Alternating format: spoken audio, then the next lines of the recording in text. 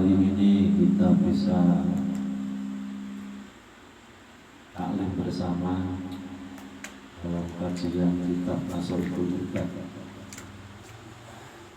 kitab yang dikarang oleh ulama Nusantara, ulama kita sendiri. Kitab ini memang mengarah pada tasawuf. Ya semua orang kenal. Kajiannya pada malam hari ini maqalah As-Saminah wa Asyra, maqalah yang ke-18.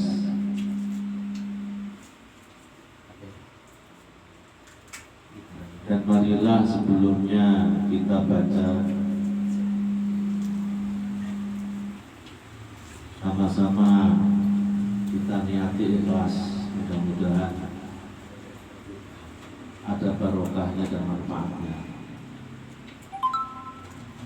Karena sekalipun sekecil ini ya, kumpulan sekecil ini atau beberapa orang, tapi kalau memang ada niat ikhlas untuk taklim ya, ini berarti kita sudah mengumpulkan kewajiban. Karena mencari ilmu atau taklim itu adalah hukumnya wajib.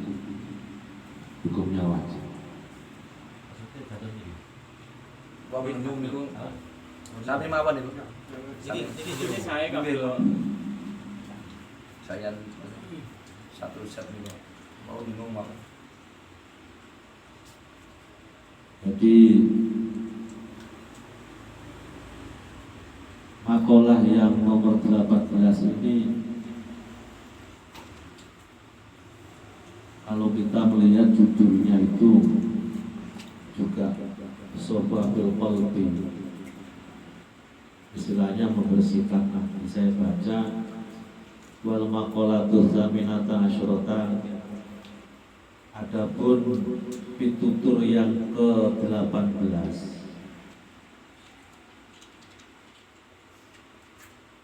bila diucapkan mantarokat dunut, man orang taroka yang meninggalkan maksudnya. Man tarokat dunut, barang siapa yang meninggalkan dunut itu adalah dosa. Barang siapa yang meninggalkan dosa, rokok kolbu, maka akan menjadi lembut hatinya. Jadi wong pun gak tahu ngapon dosa. Orang itu kalau tidak pernah mengerjakan dosa, kecil maupun besar, ini akan menjadi lembut hatinya. Rokok itu lembut, sehingga orang itu kalau sudah lembut hatinya, bayak balu an nasihata wayak sya'ulaha, bayak balu mongko gampang terima an nasihata yang nasihat. Jadi wong itu kalau lembut hatinya mudah diberi nasihat. Wayak sya'ulaha, dan penuh perhatian terhadap nasihat itu. Sya'u itu bisa diartikan penuh perhatian, bisa diartikan khusyuk. Khusyuk itu berarti kan memperhatikan. Ini yang pertama. Kemudian waman tarokal haram, dan barang siapa yang meninggalkan perkara haram, baik bil mat'umi, di dalam makanan, wal malbusi, dan pakaiannya, wal wirihima, dan selainnya kedua-duanya tadi. Wa akalal halala sobat fikrotu, wa akal halala, memakan al halala, perkara yang halal, sobat, maka akan jadi jernih opo fikrotuhu, pikirannya orang itu. Jadi orang itu kalau meninggalkan dosa di atas tadi akan menjadi lembut hatinya. Orang kalau sudah lembut hatinya itu mudah untuk dinasehati dan diperhatikan. Dan barang siapa yang meninggalkan perkara yang haram, baik makanan maupun pakaian, Jadi dimakan setiap hari itu barang yang halal, bukan hasil korupsi maksudnya. Wa halal sobat fikratuhu, dan barang siapa yang makan halal itu akan jernih pikirannya. Pikirannya ini waras. Jernih itu hatinya, pikirannya juga jernih. Alam masnu'atillah, kalau memang orang pikirannya waras, sering untuk memikirkan masnu'atillah itu sesuatu yang diciptakan oleh Allah. Di sini diteruskan ya sama mu'alifnya. Ad-dalatu ala ihya'illah al-khalqa ba'dal maut, yang menunjukkan bahwa kekuasaan Allah itu bisa menghidupkan makhluknya setelah mati. Maksudnya gini. Jadi orang itu kalau pikirannya jernih, ini sering dibuat tafakur, sering dibuat tadabbur. Jadi mikirin barang-barang seperti itu, sering dibuat menghayal, misalnya memikirkan sesuatu hal yang diciptakan oleh Allah. Contoh, apakah Anda sering memikirkan sesuatu hal di mana Allah pada saat itu juga bisa mematikan makhluknya dan bisa menghidupkan? Contohnya orang tidur. Kemudian dengan wahdaniyah, sifat sucinya Allah atau sifat ahadnya Allah dan kodratnya Allah. Kemudian Allah sendiri juga menciptakan manusia itu. Apakah sering memikir seperti itu? Saya ini dulu juga diciptakan Allah, diciptakan dari air apa? Air mani atau air kelapa? Kalau yang lain air mani, Pak Haji air kelapa ya. Nah di sini dicontohkan sama Imam Nawawi gitu. Apa sampai nggak mikir? Ya. Enak. Jadi disuruh merenungkan Allah, sesungguhnya Allah itu kholaqahu, menjadikan Anda min nutfatin dari air mani yang ada dalam kandungan ibu. Baca alaha, setelah air mani itu berapa bulan lagi menjadi darah, menjadi daging, sampai menjadi lahem, wa'adun jadi tulang, jadi urat saraf, sampai wa'adun sempurna. Tuma salal huruf, kemudian dilahirkan oleh ibumu jadi janin. Ini disuruh mikir sama Allah. Apakah tidak ada kesempatan sekalipun cuma 1 detik? Jadi orang itu kalau jernih hatinya, sering orang itu adalah menerima nasihat dan sering menghayal atau memberi pikiran atau memikirkan atau mendabur, merenungkan sesuatu hal yang diciptakan oleh Allah Subhanahu wa taala. Masnu'atun itu diciptakan oleh Allah. Saya kadang-kadang itu juga mikir barokah. Mikir barokah. Nah, waktu saya ngaji dulu itu gini. Sampai lagi mikir barokah aja semua. Kambing itu kan setiap hari berapa yang dibeli, yang disembelih itu, kok yo nggak habis. Disuruh mikir sama kiai saya. Itu kambing. Sekarang kadal itu, tahu kadal? Kadal itu masih ada yang beli, kok yo rabek.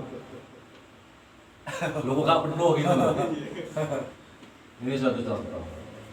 Ini hanya satu masnu'atillah itu saja. Kadang-kadang wedhus pitik ini dibeli yang gerdino pirang juta wae. Sak Indonesia ya gampang-gampang sekarang satria lah. Lah sing kadal gak tau dibeli kok ya rabek, maksudnya kok gak akeh. Ini kadang-kadang disuruh mikir kayak itu cuma satu, barokahnya Allah. Barokahnya Allah. Kemudian orang itu kalau hatinya lembut, rokok tadi ya, karena sering meninggalkan dosa ya, tidak pernah, istilahnya yang namanya dosa itu pasti, tarokan bunub itu pasti, cuma meninggalkan dosa itu hatinya bisa lentur, bisa lembut. Lah hati itu sudah bisa lembut, ya dibully kayak apa ya nggak takut. Hati itu kan sudah lembut, difitnah kayak apa itu nggak takut. Dicela kayak apa ya? Fitnah tau ini. Tapi fakta ini. Ya, Ustaz Sukron ya. Dibully kayak apa wae, ya tetep amin.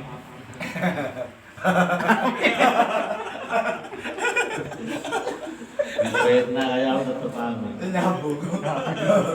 Paham. Makanya kalau saya doa itu aminnya harus yang fokus. Amin. Hanya dua. Harus ditambahi ya robbal. Masalahnya kalau nggak ditambahin nanti tasabuh. Tasabuh itu serupa. Pasana amin anis be muhaimin. PKB gitu. Dia harus istilahnya amin ya robbal. Soalnya ngamini Palestina. Una amin tok mungguhi Pak Sultan akhirnya hari ini malah anis be. Jadi perkara saya yakin kita ini ya sudah istilahnya tadi mantarokat bunub tadi, barang siapa yang meninggalkan bunub dosa rokok kolbu ini Mbak Nawawi yang ngertikan kan? Bener nggak? Orang itu kalau dosanya sedikit rokok kolbu hatinya lembut. Saya melihat dari beberapa wasiatnya Rasulullah terhadap sahabat itu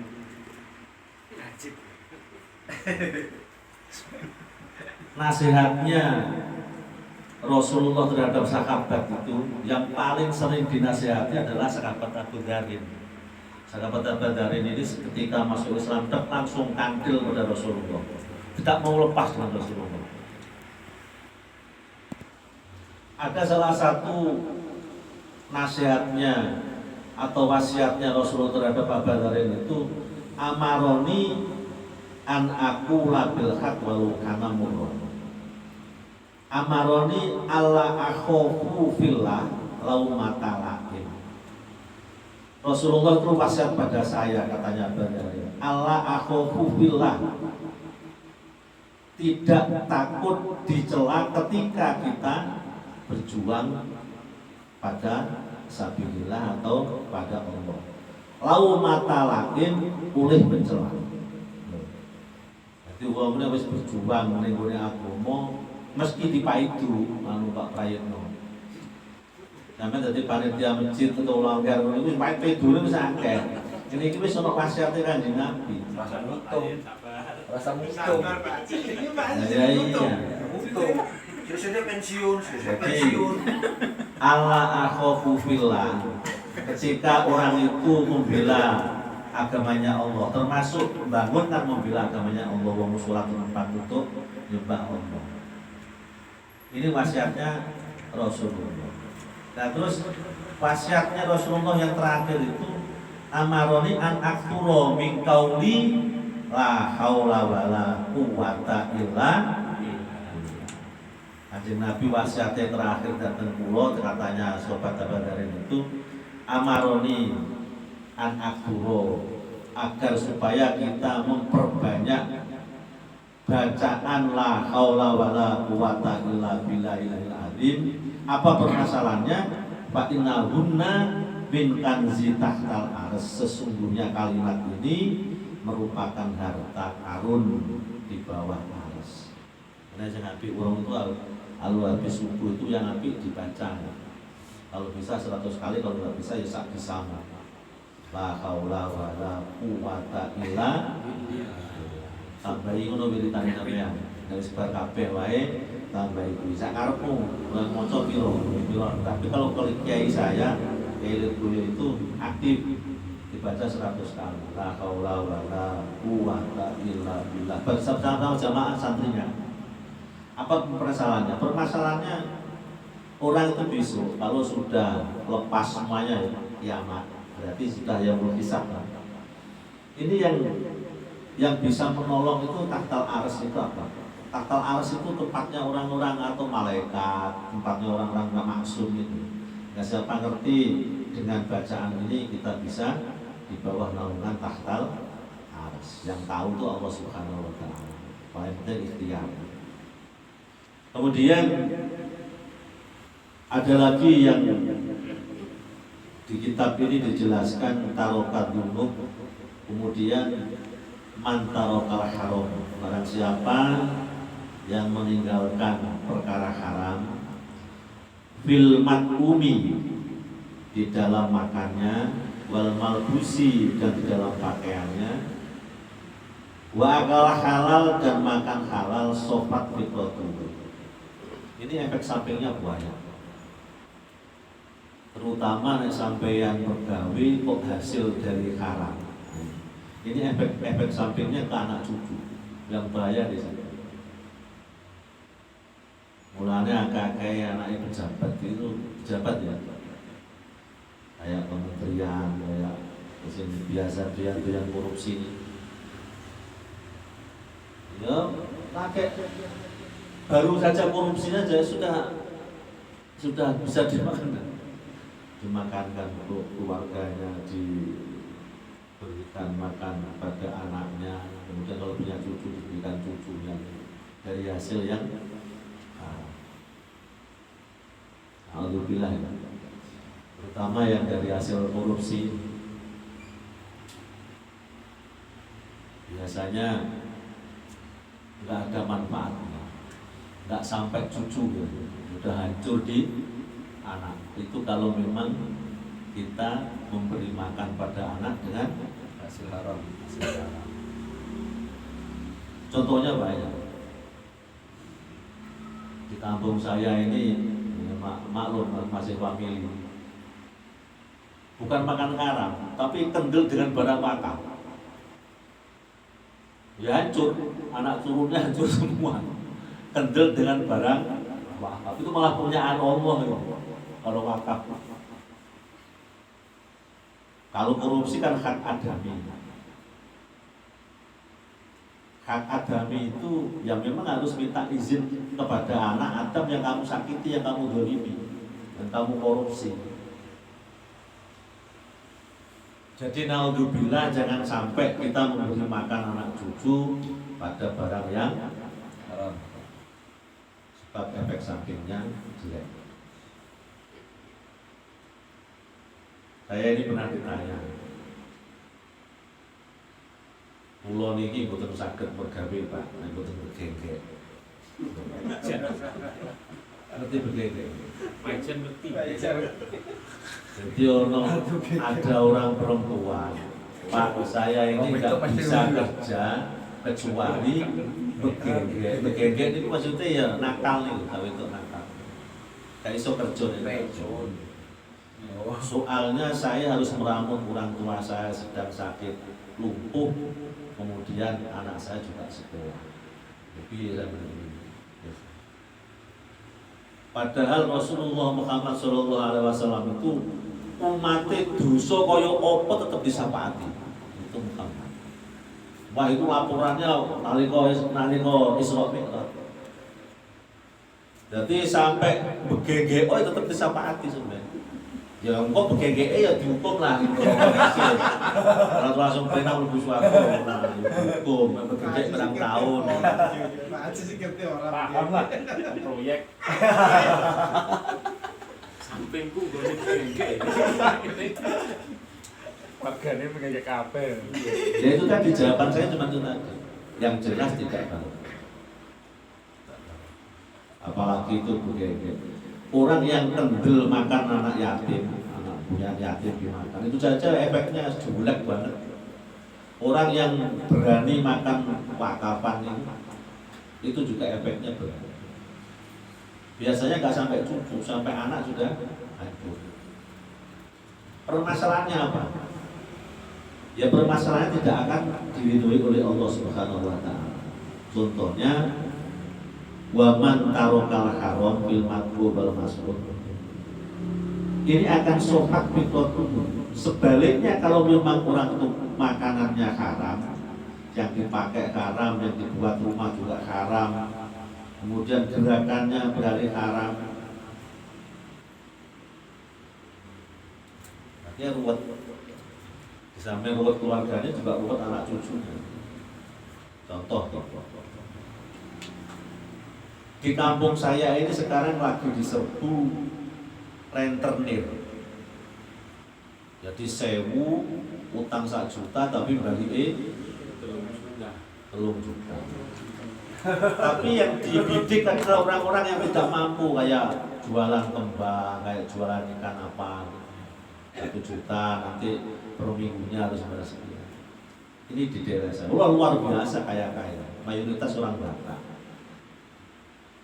Karena di Tuban ini adalah daerah Sunan Bonang, dan di Tuban itu NU-nya nggak mau kalah dengan ormas-ormas yang lain, sehingga sekarang di kecamatan saya ini didirikan organisasi NU dan mempunyai kantor semewah itu mendirikan BMT, dengan BMT Nahdlatul Ulama untuk ngejur itu tadi orang Batak yang lu anehnya ini ya, orang awam yang sudah dicekoki orang Batak itu dicekoki BMT tanpa buat apa-apa malah nggak mau, malah Batak tidak. Ini ya repot.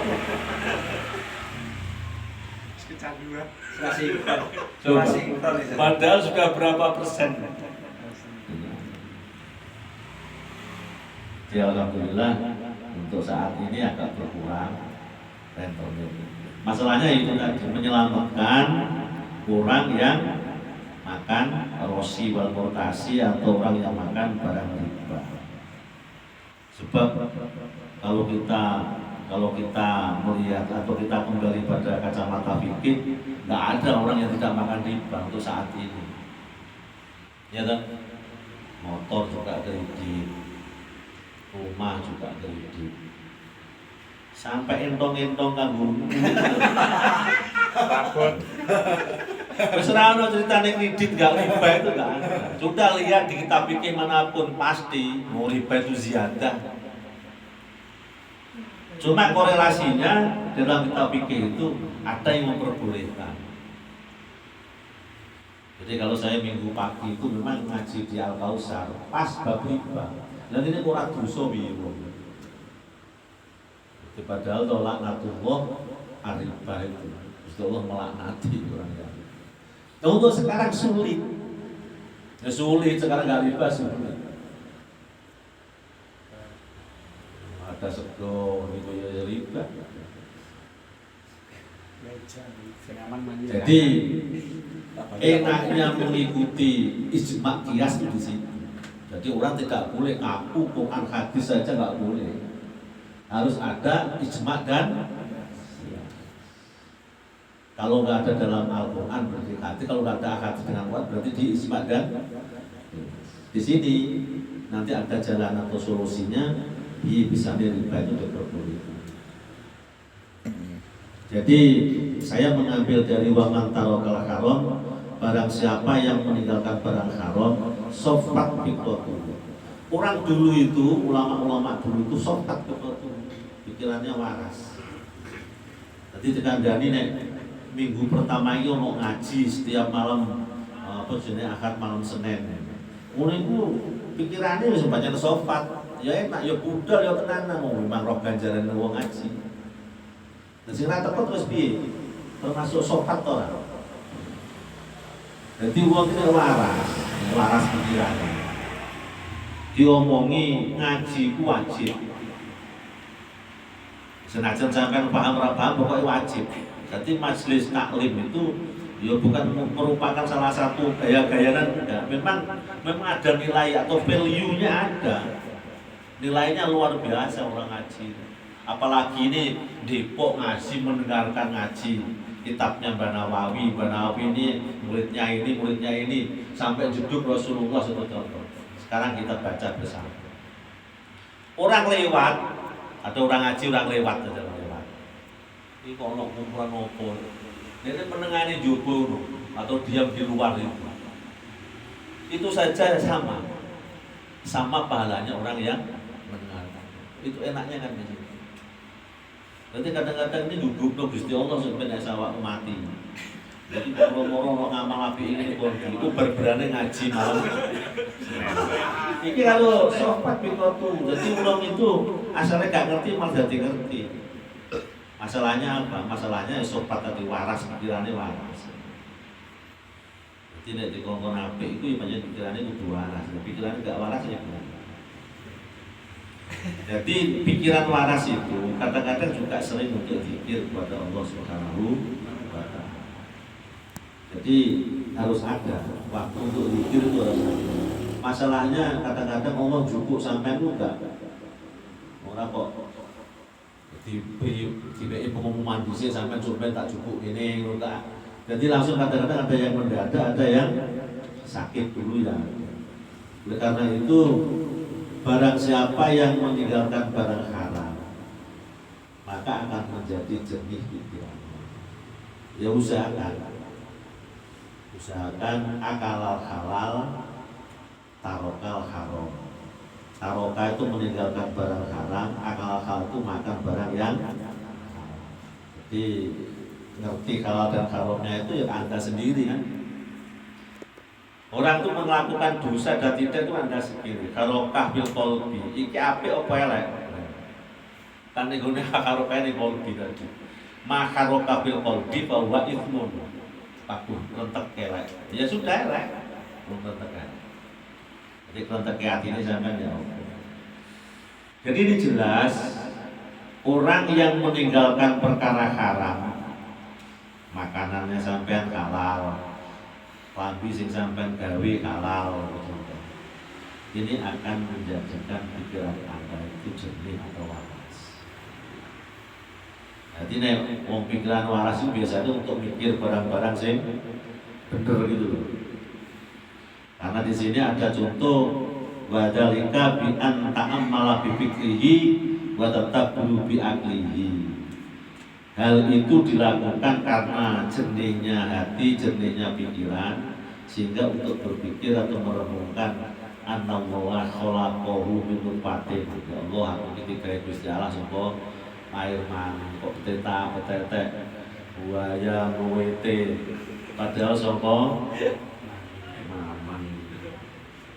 Nomor loro nih terus dipun urut usia muda, usia sedang, usia tua. Saya ini baru sadar, umur-umur sudah 5. Saya usia kan sudah 65. Waktu saya haji pertama itu 93, masih usia 31. Jadi waktu itu membayangkan aja, asalnya merenungkan, wah saya ini jadi mantunya orang nggak punya, saudara saya sudah haji semua. Merenungkan terus tak renungno, ya opo bisa roh Mekah. Renungan ini terkabulkan karena saya punya teman kaya yang punya CV di Jakarta itu. Akhirnya saya ditelepon, man gelem kaji dulu. Wes gak usah bayar, sumpen wae sampean kok kono bayar. Maksudnya haji saya yang pertama itu memang haji tenaga kerja. Bisa saya tenaga kerja sampai 3 tahun saya di sana. Kemudian saya ingin haji tapi lewat Indonesia, tak mau tenaga kerja. Nah kalau tenaga kerja kan enak, mau haji berapa kali atau mau umroh berapa kali, cuma 1000 kilo, paling 6 jam itu. Akhirnya yang kedua saya diangkat oleh Nahdlatul Ulama, oleh dikajikan, disuruh mimpin 1 kloter waktu itu tahun 2010. Ini saya masih muda. Karena yang saya pakai juga kitabnya Mbah Bisri. Mbah Bisri itu ayahnya Gusmus. Nah, Gusmus Mustafa Bisri, Mbah Bisri ada punya kitab, tapi tulisan Jawa. Kalau sampai haji, jangan sampai lupa. Nah ini nasihatnya Kiai ya. Jangan sampai lupa. Oh, bahasa Indonesia dipepet non. Jadi dada ini agar supaya nempel di Ka'bah, tapi Ka'bah yang pintunya tempelkan gitu, pepet. Ini satu perjuangan atau jahit yang luar biasa.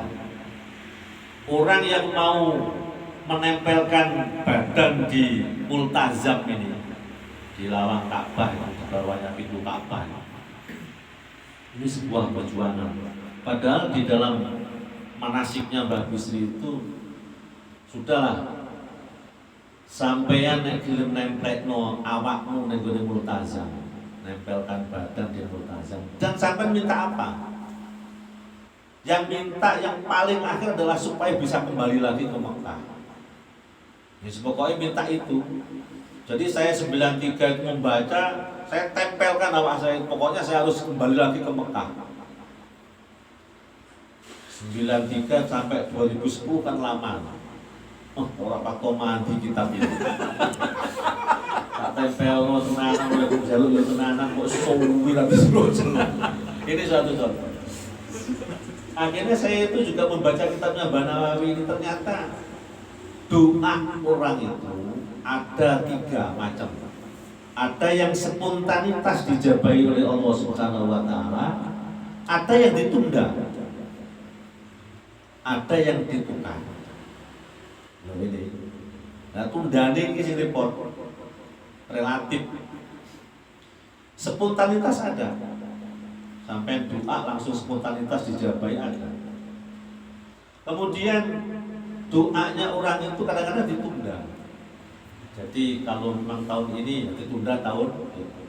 Ada yang ditukar. Ya Allah, saya ini minta kopi, ditukar oleh Allah. Nek kopi malah bahaya, tak gawe teh ae. Ini sebetulnya. Ini pasti semuanya pernah merasakan seperti itu. Nah ini maksud saya ini. Jadi orang itu kalau sopat fikrotu kembalinya kepada Allah Subhanahu. Jadi orang rasa nyalano sopo-sopo, nyalano awakmu dhewe dan kembalinya kepada Allah Subhanahu. Karena apa? Sing nata hakikate manusa itu Allah Subhanahu. Sing nata Gusti Allah. Sampeyan lu mancang anakmu sampe tak sekolah nang kene, bar kok nang kene, bar kene. Ya urip-uripane ora dadi perlu pitik. Ya penyene sing nata Gusti Allah. Mulane kuwi tarokal haram itu penting diikhtiari. Anak itu kalau bisa diikhtiari. Senajan sak minggu ditahajuti didongakno. Senajan 2 rakaat enggak masalah. 2 rakaat mungkin sampai ngantuk banget. Pokoknya usahakan yo saulan iku kudu ono lah. Aja mbok losno seran Gusti Allah ngono aja. Iku amanah masalah. Kala-kala didongakno. Luwe-luwe nek gelem macakno Fatihah ping 41 wajo anakmu. Lu tenang. Soalnya apa? Soalnya dungane wong tuwa itu padha karo dungane Nabi ning umat. Dungane wong tuwa ning anak itu sama dengan doanya Nabi terhadap umatnya. Jadi kala-kala ya dungane. Aja kok beno sak arepe dhewe. Maksudnya apa maksudnya? Maksudnya satu itu amanah. Dan nomor 2, usahakan di samping didoakan juga memberi nafkah yang halal, akal halal. WI mangan makanan sing halal. Insyaallah nanti setelah Anda ganti kader anak, setelah anak tadi nanti kader yang cucu. Ini teman-teman. Jadi akhirnya bisa selamat sak keluargane, selamat ning dunyane, selamat di akhirat. Ya tujuannya cuma itu 2. Kemudian ala masnuatillah. Barang siapa yang sering memikirkan apa yang diciptakan oleh Allah Subhanahu wa taala, nazalat rahmah. Nazalat itu turun rahmat Gusti Allah. Mobil yang sering mikir, kemudian yang mikir mati. Zaman yang tahu mikir mati.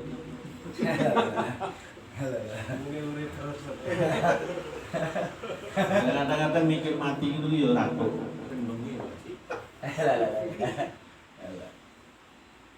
Dihidupkan.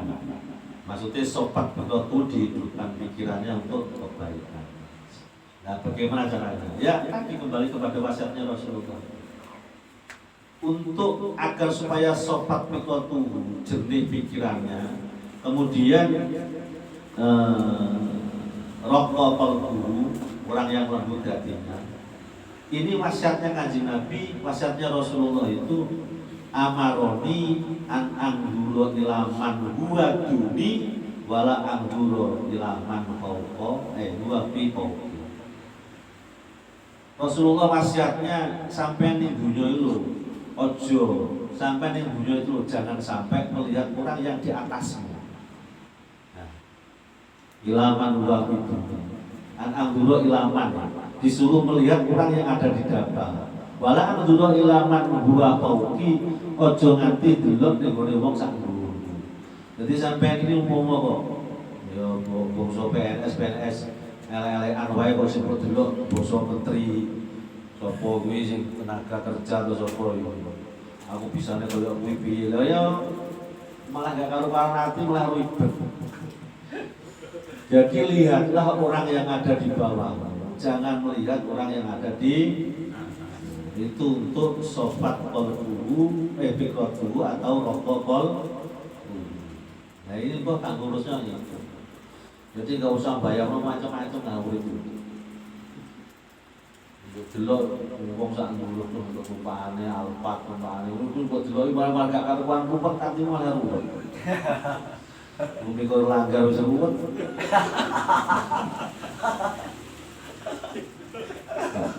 Ada lagi agar supaya pikiran jernih, kemudian hati ini lembut.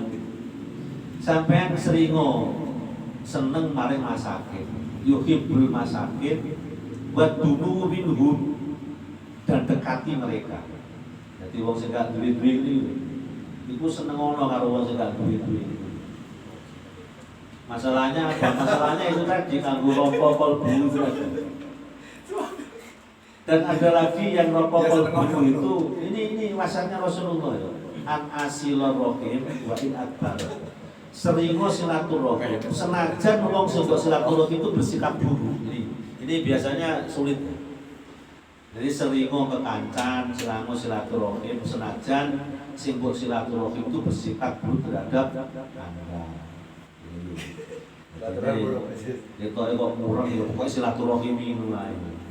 Ini juga bisa melembutkan hati. Kira-kira TKI silaturahim, parani. Ikhlas. Ya, ikhlas.